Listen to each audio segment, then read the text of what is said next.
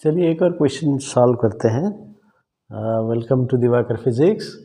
चलिए इसमें एक ग्लास स्लैब है और ये लिक्विड में रखा हुआ है, ठीक है। तो ये भी ग्लास स्लैब का क्वेश्चन है, इंसिडेंट रे भी दिया हुआ है और सिंगल कलर का है, ठीक है। अभी क्वेश्चन बताता है, draw diagrams to show how does the light bend when it travels from liquid to glass and then to liquid if light slows down in the glass. So light slows down in the glass. अभी यहाँ पर जो speed का concept भी दिया है, तो याद रखिए जो रेयरर मीडियम होता है ना, रेयरर मीडियम में हाई स्पीड होता है और डेंसर मीडियम में जितना डेंसर होगा उसमें लो स्पीड होगा। तो ये कॉन्सेप्ट याद रखना है।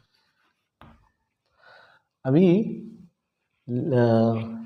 रेयरर मीडियम का जो रिफ्रैक्टिव इंडेक्स है ना, रिफ्रैक्टिव इंडेक्स लेस होता है और डेंसर मीडियम का रिफ्रैक्टिव इंडेक्स हाई होता है।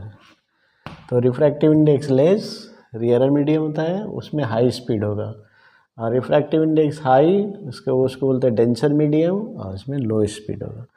तो ये कॉन्सेप्ट मन में बैठा दीजिए। अभी चलिए क्वेश्चन देख लेते हैं।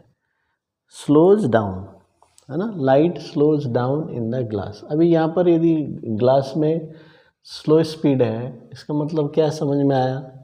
Glass will act as rarer medium और denser medium compare to the liquid. तो सोच लीजिए थोड़ा सा।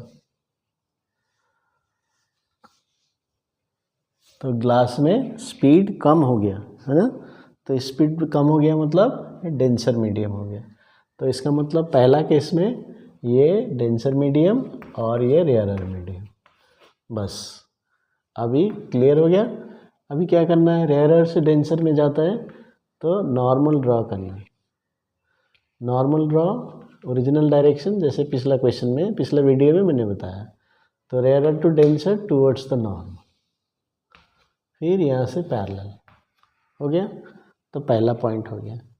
अभी दूसरा क्वेश्चन हो गया, high speed light speeds up in glass. तो सेकंड पार्ट है लाइट स्पीड्स अप, मतलब ग्लास में ज़्यादा स्पीड होगा। ग्लास में ज़्यादा स्पीड है, देखिए हाई स्पीड किस में होता है? रेयरर मीडियम में।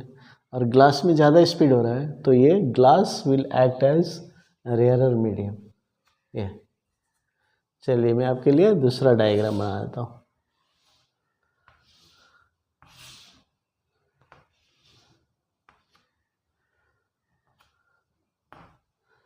तो यहाँ पर नॉर्मल ड्रॉ करना है।